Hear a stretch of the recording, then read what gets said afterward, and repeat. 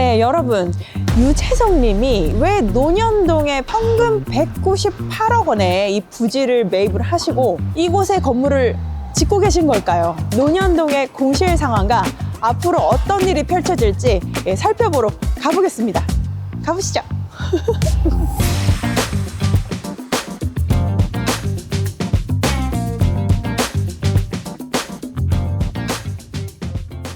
이 논현동 지역은요, 보시면 아시다시피 지금 이 골목 두 개만 해도 엔터사가 굉장히 많았잖아요. 처음부터 엔터사들이 이렇게 찾았던 골목이고, 그럴 수밖에 없는 것은 유명인들이 오고 나갔다 하는 곳이기 때문에 오히려 좀 조용하고 사람들의 인적이 드문 곳이 좋습니다. 그러나 엔터사들은 상급지를 원해요, 항상.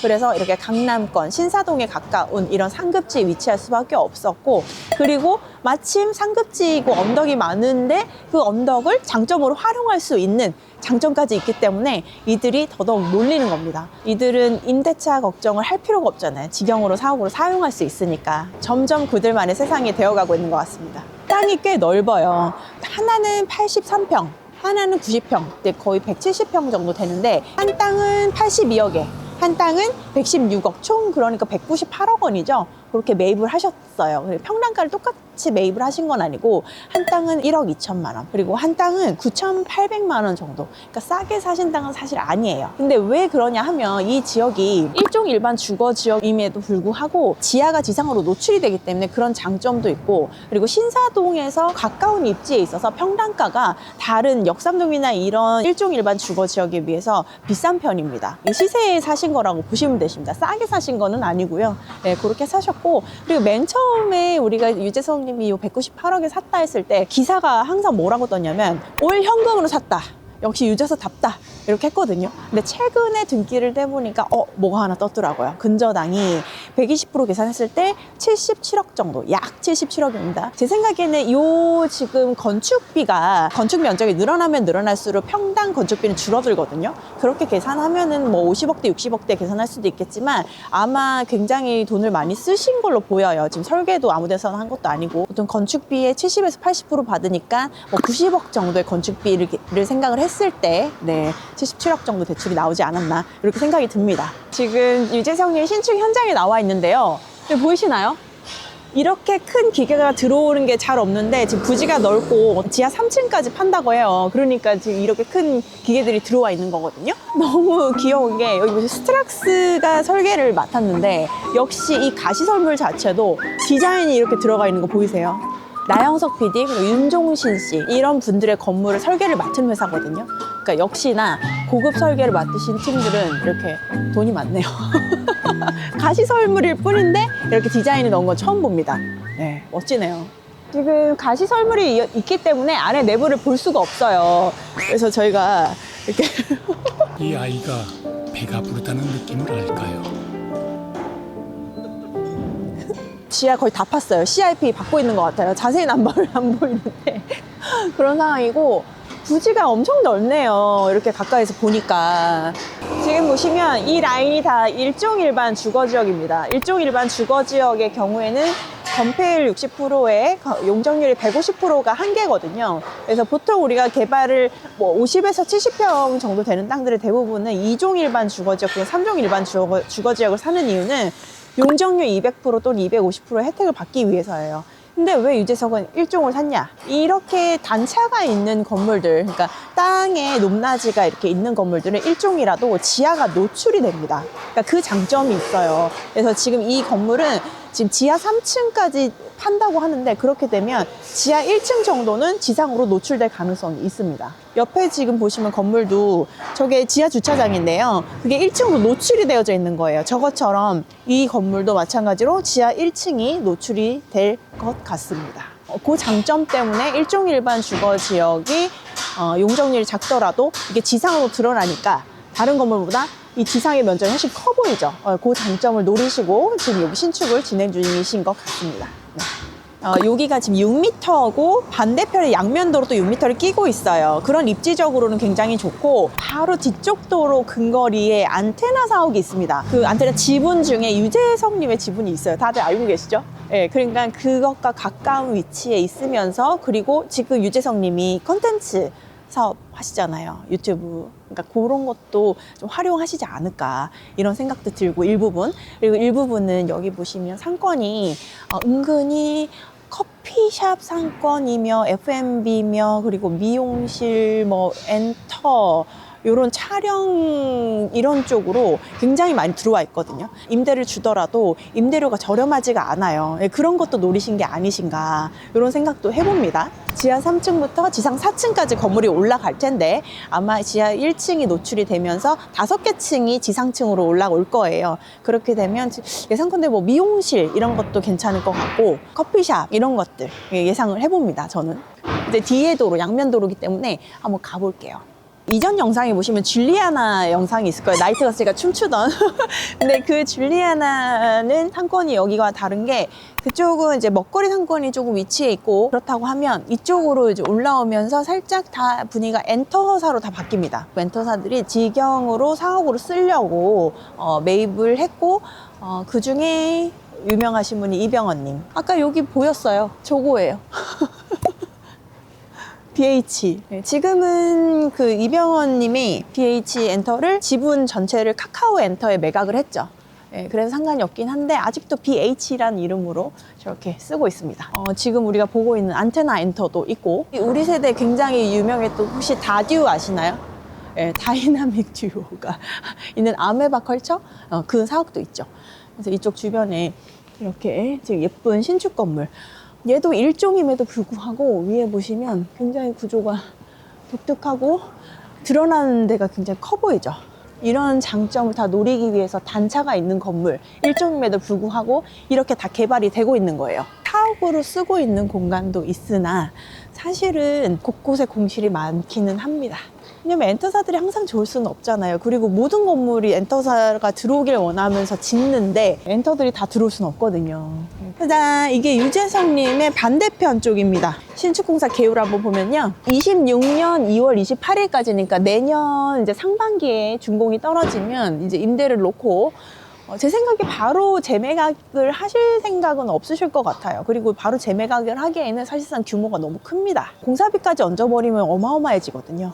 그래서 유재석님 같은 경우 현금 흐름도 좋고 굳이 빨리 팔아야 될 이유도 없을 것 같아서 말씀드린 대로 컨텐츠로 일부 직영으로 사용하시고 나머지는 뭐 임차인들 들여서 활용하시지 않을까. 그리고 또 한 가지 기대해보는 거는 이런 얘기 해도 되나 모르겠는데 유재석님이 기부도 많이 하시고 좀 그러신 편이잖아요. 그래서 일부 후배들한테도 공간을 좀 이렇게 임대업 정도 아주 싸게 해서 하시지 않을까. 왜냐면 대출이 별로 없으니까 이자가 별로 없어서 그런 쪽으로도 활용하시지 않을까 기대해봅니다.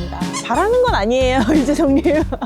쭉 가보시면 여기에 드디어 안테나 사옥이 나오죠. 그래서 이렇게 근거리에 있기 때문에 유재석님이 좀 편안한 마음으로 이 땅을 매입을 하시지 않았을까 이런 생각이 드네요. 자, 이렇게 유재석님의 신축하고 있는 건물 외에도 이렇게 개발이 되어져서 실사용 중이신 건물들도 꽤 많거든요. 여기는 뭐 이제 안테나 사옥이니까 직영으로 운영하고 있고, 그리고 여기는 지금 일부분 커피숍이고, 위에는 각자의 집으로도 활용 중이시고요. 그리고 여기 보시면 또 아난띠 이런 것들 보이시죠? 근데 곳곳에 공실이 보입니다. 근데 이런 것들은 도대체 어떻게 활용을 하시려고 지금 개발을 하고 계신 걸까요? 네, 그런 것들이 좀 의문이 생기기는 하는데요. 그게 사실 이래요. 역삼동이나 이런 지역은 개발을 하시는 80% 이상이 임대를 놓고 재매각을 해서 수익을 얻기 위함이거든요. 근데 이 논현동의 특징 중에 하나는 뭐냐면 개발을 해서 직영으로 내가 쓰실 분들이 거의 80%라고 보시면 되세요. 이 지역의 특징입니다. 그리고 그 쓰실 분들 대부분이 엔터사, 뭐 영화사, 뭐 이런 쪽 있죠. 네, 촬영 관련 이런 쪽이 상당히 많습니다. 그래서 그런 게 지금 상당히 밀집되어 있는 거고, 그나마 그래서 다른 데보다 공실은 작습니다. 그런데 그렇기 때문에 애초부터 건축을 지으실 때 굉장히 신경을 많이 쓰시죠. 내가 직접 쓸 거니까. 그리고 엔터 사옥이 들어오려면 가장 중요한 게 사실은 주차예요. 왜냐하면 연예인들이 타는 차가 어떻습니까? 의료도 많이 넣고 다녀야 되기 때문에 뭐 카니발이라든지 이렇게 높은 차들, SUV 큰 차들이 많잖아요. 그래서 애초부터 주차장부터 신경을 씁니다. 건축 건축할 때.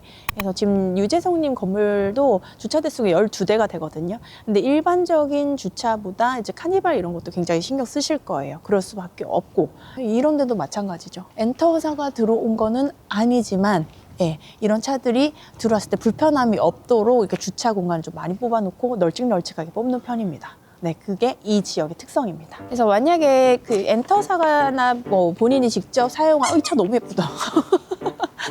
본인이 직영으로 사용할 사옥이 아니라면 NI라고 그러죠. 평당 임대료가 어느 정도 나오냐 계산했을 때 사실은 언덕이 많고 이런 단점이 있지만 임차로 들어오는 사람들도 엔터나 영화사 뭐 이런 것들이 많습니다. 그래서 NI가 낮지는 않아요. 이전에 제가 줄리안의 영상에서 말씀드렸다시피 NI 15만 원 이상 생각하시면 되십니다. 네, 근데 비싸기 때문에 웬만큼 수익이 나지 않는 회사는 견디기가 힘들죠. 네, 그런 게 현실입니다. 저 차 너무 예쁘다. 깜짝이야. 안녕. 저런 고양이들도 여기 있으니까 고급져 보이네요. 무슨 소리야? 저기 보이시나요? 제가 아까 말씀드린 BH 엔터. 이 건물은 근데 되게 색감을 잘 선택하신 것 같아요. 어두운 톤으로. 여기 다 밝은 톤이거나 아니면 저 레드 계열, 아니면 베이지, 보통 이런데 이렇게 블랙으로 딱 이쁘게 해놓으니까 고급져 보이는 감이 있죠.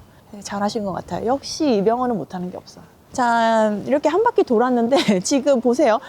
유재석님의 건물 있었죠. 맞은편에 안테나 사옥 있었죠. 그다음 BH 이병헌님 있었죠. 또 있어요. 뭐냐면 차홍. 차홍 모르시는 분 없으시죠? 네, 헤어에서는 굉장히 유명하신 분이신데 그분의 건물입니다. 이분이 매입하신 거는 꽤 오래됐어요. 10년 전쯤에 35억에 매입을 하셨습니다.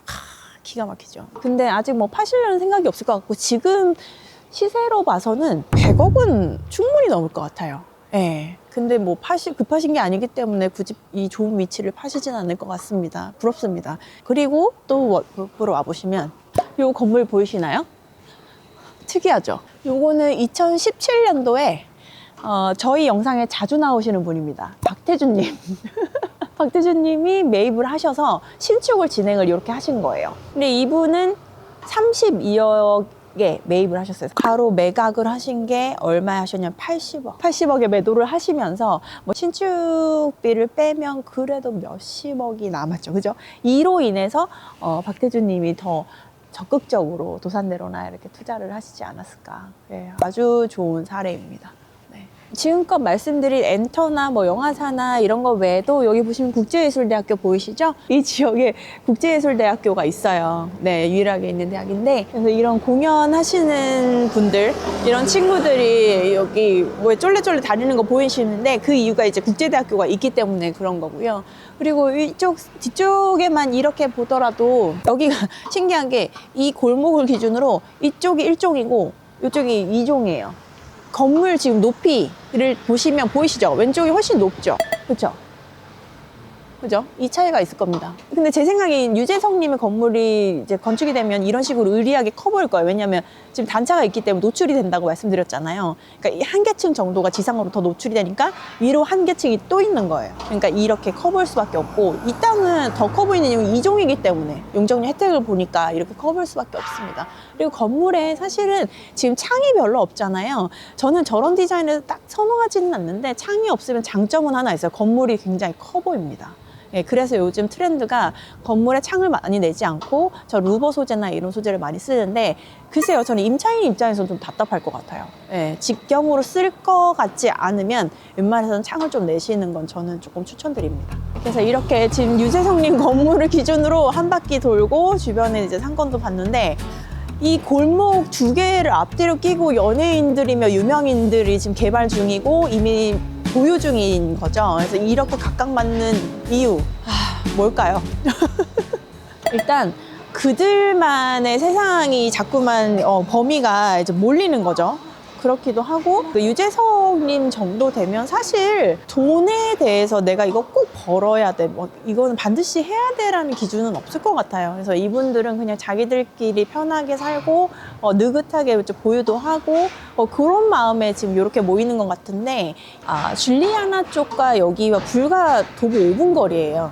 그럼에도 불구하고 차이가 나는 거는 줄리아나 쪽은 좀 번화가, 그러니까 좀 시끄럽고 먹자 라인이 많이 형성이 돼 있다면 여기는 사옥이나 그 엔터사, 그들 좀 가려지는 공간 이런 게 필요하신 분들이 사용하기 때문에 너무 시끄럽고 이런 것도 그렇게 크게 선호하지는 않는 것 같습니다. 그래서 조금 이렇게 언덕이 있음에도, 그리고 일종임에도 불구하고 이들이 강남권 여기에 이제 모이지 않나 이런 생각도 들고, 그리고 입지적으로 봤을 때도 신사동의 건너편이에요. 예, 그렇기 때문에 여기 아래, 그러니까 여기 이 부분 아래에 있는 논현동은 여기보다 조금은 가격이 조금 저렴합니다. 예, 조금 더 여기를 상급줄을 쳐주는 거죠. 예, 그래서 이쪽으로 더 몰릴 수밖에 없고요. 돈이 있는 사람들은. 예, 그런 게 현실입니다. 예, 일종임에도 불구하고 이렇게 단차가 있는 일종의 고급지에 위치해 있으면 매입을 하시는 것도 나쁘지 않습니다. 단 지금처럼 임대차 시장이 좋지 않으니까 직영으로 쓰실 분들은 아주 좋겠지만, 그렇지 않다면 좀 언덕이 있고 사실 상권이 그렇게 발달은 한 지역은 아니기 때문에 생각을 해보실 필요가 있다는 거죠. 네, 오늘은 유재석님의 건물이 있는 논현동에 와봤는데요. 보니까 유재석님의 성향과 참 비슷하다라는 생각이 들어요. 이 동네가 조용하면서 좀 힙하기도 하고 좀 돈 냄새도 나고 그리고 논현동에 지금 브라이트 N40이라고 펜트하우스를 또 매입을 하셨잖아요. 거주지까지 논현동으로 이주하신 거 보면 이 동네를 그냥 사랑하시는 것 같지는 않습니다. 영상 시청해 주셔서 감사하고요. 궁금하신 점이나 아니면 궁금하신 동네, 궁금하신 지역이 있으시면 언제든지 댓글 달아주십시오. 저희가 나가서 또 분석해 드리도록 하겠습니다. 네.